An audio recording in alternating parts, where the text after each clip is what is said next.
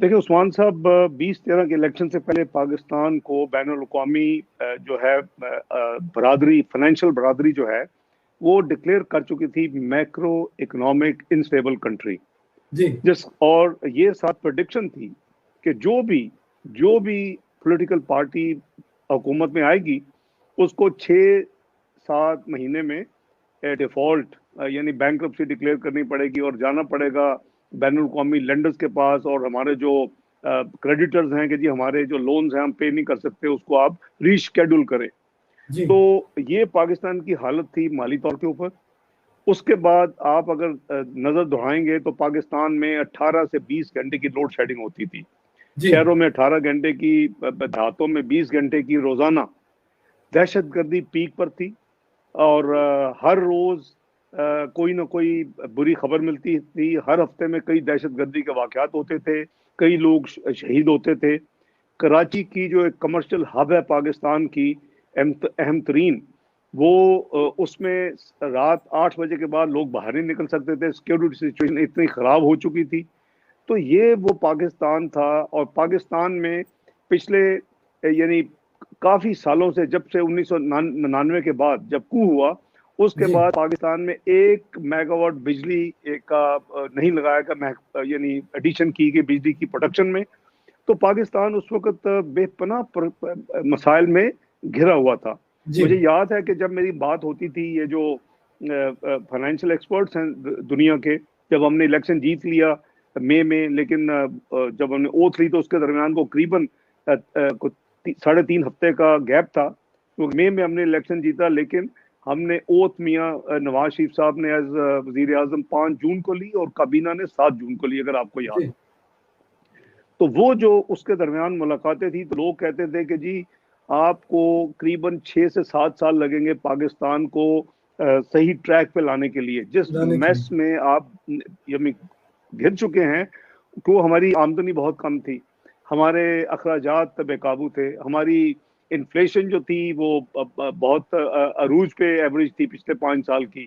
तो मैं उस वक्त बहुत बड़ा चैलेंज था, लेकिन अल्लाह ताला ने बड़ी मेहरबानी की। हमने पूरी तैयारी की उस 1 महीने में, और कुछ उससे पहले भी तैयारी थी, जस्ट कि अगर इलेक्शन जीतेंगे तो यानी मुस्लिम लीग नून को परफॉर्म करना पड़ेगा। कोई बहुत बड़े चैलेंजेस थे। जी 503 अरब का गर्दशी कर्जा सर पे था, जिसकी वजह से 4 घंटे की एडिशनल लोड शेडिंग हो रही थी। 18 घंटे 20 घंटे में 4 घंटे वो भी शामिल थे। अगर आप जी 503 अरब की लाइबिलिटी डिस्चार्ज कर देते हैं, तो आपके 4 घंटे यानी फौरी तौर के ऊपर लोड शेडिंग में एक रिलीफ आवाम को, कौम को मिल सकती थी। तो ये जी वो हालात थे जी जब हमने टेक ओवर किया।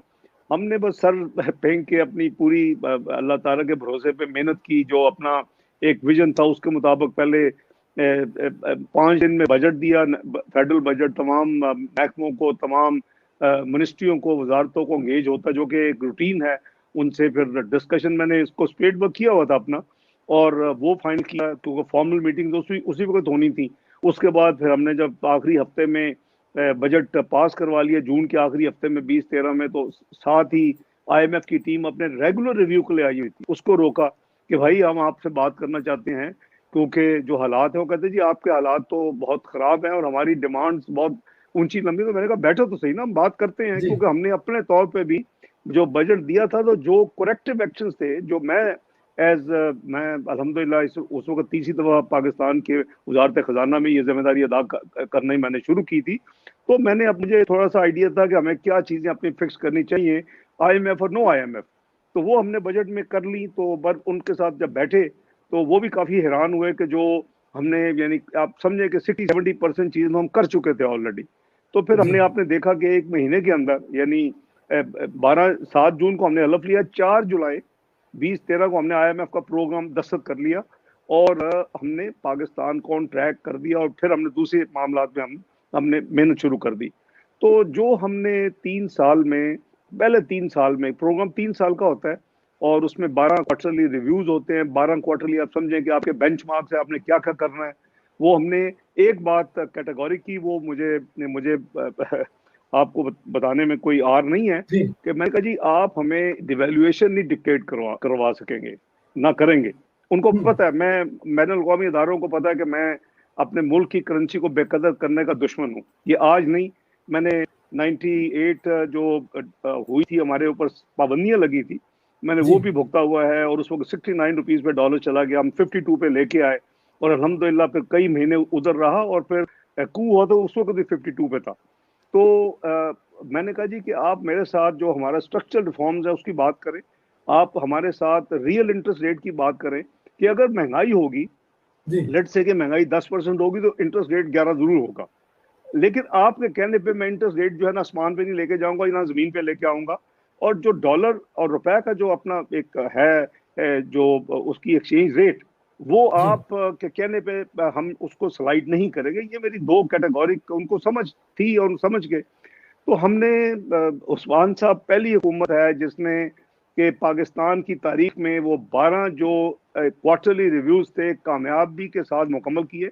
मुशर्रफ, माशाल्लाह। जनरल मुशर्रफ और जो था उस वक्त भी, हालांकि डिक्टेटर के जमाने में ये काम करने आसान होते हैं, तो वो उसमें तकलीफ आती है, मुश्किलात होती हैं, जी मुश्किल बिल्कुल। फैसले करने होते हैं। तो हमने पाकिस्तान की तारीख में वन एंड ओनली जो प्रोग्राम फाइनल हुआ वो हमारा था। अभी देखें ये हुकूमत पहले कहती थी हम IMF के पास नहीं जाएंगे, नहीं खुदकशी कर जाएंगे। लेंगे, और अगर फिर गए हैं तो अब करीबन 1 साल से प्रोग्राम रुका हुआ है। तो हमने हमने पूरी फतपुरदही के साथ जो कमिटमेंट की उसको पूरा किया, लेकिन अपने इंटरेस्ट को सामने रख के। हमारा एक यूनिक प्रोग्राम है IMF की, यानी आप अगर देखेंगे दुनिया में तारीख, तो IMF का प्रोग्राम जहां भी होता है, जी आपकी पहले 2 साल 3 साल में से आपकी GDP नीचे जाती है, आपके इंटरेस्ट रेट्स ऊपर जाते हैं, आपकी करेंसी नीचे जाती है, महंगाई का तूफान आता है। वो हम हमारा एक यूनिक प्रोग्राम है अल्लाह के फजल करम से, कि हमने GDP ग्रोथ को हम ग्रेजुअली ऊपर लेके जाते रहे। हम अपनी जो महंगाई की जो हमें 12% एवरेज थी, हमसे पहले 5 साल जो हुकूमत थी, हमने उसको नीचे लाते लाते हम उसको जी 4% के करीब लाके खड़ा कर दिए 5वें साल में। हमने फूड इन्फ्लेशन जो है वो 2% पे लाके खड़ा कर दी अल्लाह के फजल से, माशाल्लाह। Less than 2%।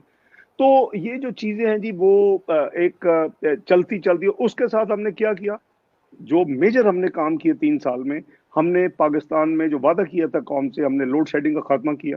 जी बिल्कुल। जितनी प्रोडक्शन कैपेसिटी जितनी प्रोडक्शन कैपेसिटी जो है वो करीबन 70 साल में लगी हुई थी 2013 तक, वो उसको हमने डबल किया। और उस कैपेसिटी को डबल करने के साथ हमने, चूंकि चाइनीज प्रेसिडेंट का जो पाकिस्तान का दौरा था वो धरने की वजह से, इमरान खान के धरने की वजह से करीबन 1 साल से ज्यादा ताखीर हो गई। तो तहीर हो। उन्होंने जो हमारे बिजली के कारखानों के लिए मियां नवाज शरीफ साहब को जो CPEC का एग्रीमेंट किया कि हम आपके आपके बिजली के मुल्क में बिजली के कारखानों के लिए प्राइवेट सेक्टर को $34 बिलियन लोन देंगे, वो फिर जी डिले हो गया। और हमें फिर अपने अपने वसाइल से LNG बेस्ड 3 हमने प्रोजेक्ट्स लगाए, जो कि दुनिया की तारीख में सस्ते तरीन लगे। करीबन $6.5 लाख पर मेगावाट से भी कम उसकी कॉस्ट थी। उसके साथ 3600 मेगावाट के साथ फिर हमने बिजली की जो लोड शेडिंग को जीरो किया अपने अपने जमाने में। माशाल्लाह बिल्कुल। रेवेन्यू को हमने डबल किया। जो जी हमारा बहुत स्लो जा रही थी ग्रोथ को, किसी भी मुल्क में अगर आपके आपके आमदनी के वसाइल नहीं है तो आप कैसे अखराजात पूरे करेंगे? आप उसका मतलब आप उधार लेंगे। यानी कर्जे कैसे होते हैं कि आपकी आमदनी माइनस आपके अखराजात, जो फर्क है बिल्कुल। आपने उधार लेके चले, उसका नाम है बजट डेफिसिट। वो अल्लाह के फजल से हमने किया। और फिर हमने पहले ही साल में जून 2014 में बहुत बड़ा फैसला किया, जो जनरल मुशर्रफ नहीं कर सके, जो अपना पीपल्स पार्टी नहीं कर सकी, कि हमने दहशत गर्दों के खिलाफ एक जंग यानी लड़नी है, और कामयाब जंग लड़नी है। लेकिन उसके लिए वसाइल दरकार होते हैं, बहुत ज्यादा जी वसाइल दरकार होते हैं। तो हमने किसी बैरून ममालक में भीख नहीं मांगी, हमने कोई कशकोल लेके नहीं गए, हमने अपने वसाइल से पहले ज़रब अज़ब का फैसला हुआ जून 2014 में। उससे पहले कराची की सिक्योरिटी ऑपरेशन शुरू हो चुके थे सितंबर बिल्कुल। 2013 में। उसके ज़रब अज़ब के बाद हमने रद्दुल फसाद को यानी फैसला हुआ। तो आप देखें कि उसके साथ मुल्क में तरक्की का जाल बिछाया, हजारों किलोमीटर रोड्स बनी, बेशक। हाईवे बना, पाकिस्तान लाहौर से कराची हाईवे बनाया गया।